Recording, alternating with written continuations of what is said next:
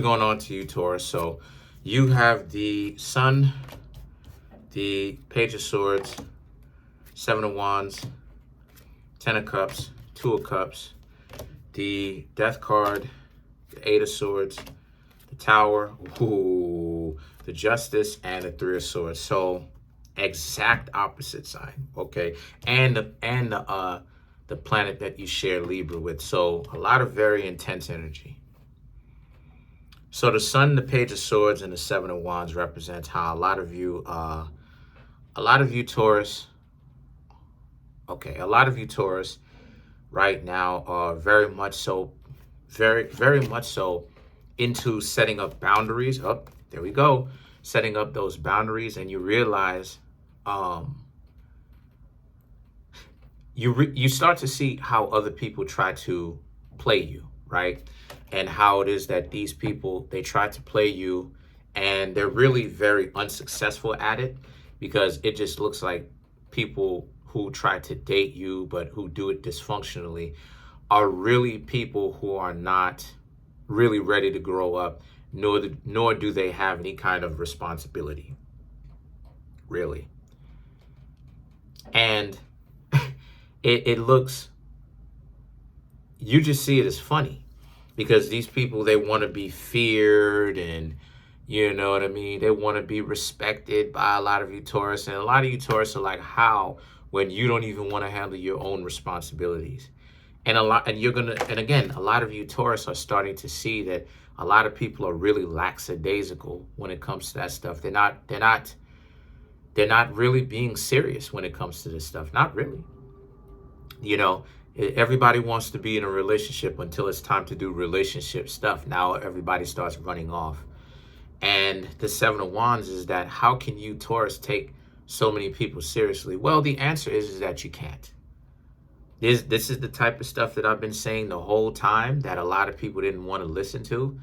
It's the fact that I've been telling y'all, you Taurus, the future, or what actually goes on the whole time. The truth is that most people are full of it. And most people are really trying to act like they tough and trying to act like they're really built for relationships, or they're brave, or they have courage, because those are two slightly different things. But in actuality, they're really not. They're scared on the inside. They're timid on the inside.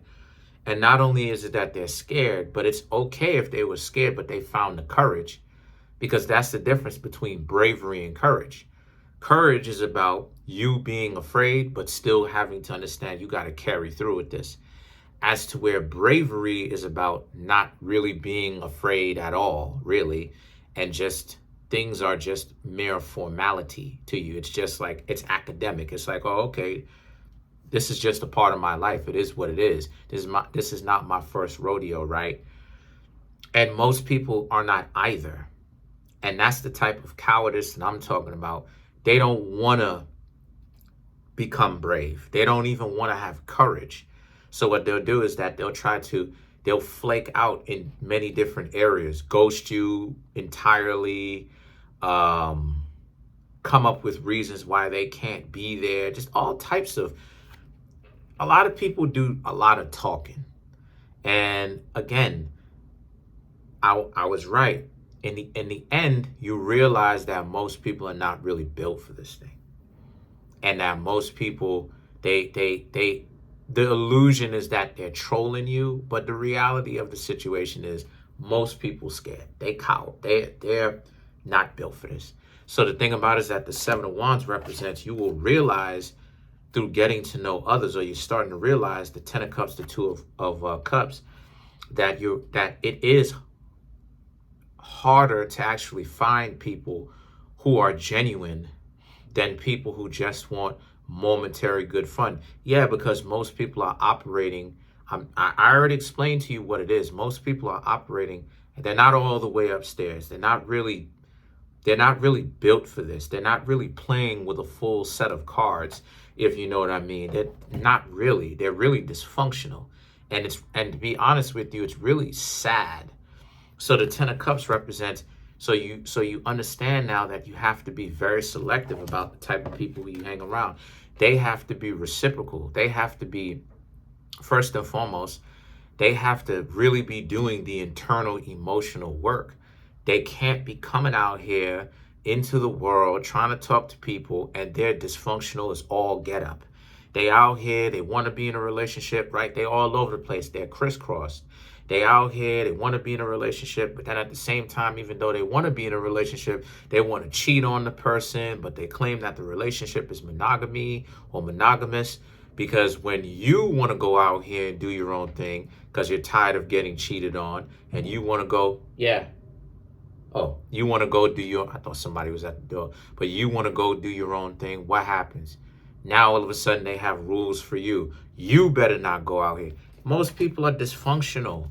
So the death card represents the putting an end to that whole mentality of you, Taurus, being the one that always get the terrible end of the stick, because you put yourself out there, you sacrifice, you put your love out there, and you got a bunch of inconsiderate, really dysfunctional people. Really, if we're really getting down to the nitty gritty of it, the lowest common denominator, it's really based upon these people are dysfunctional. These people are broken.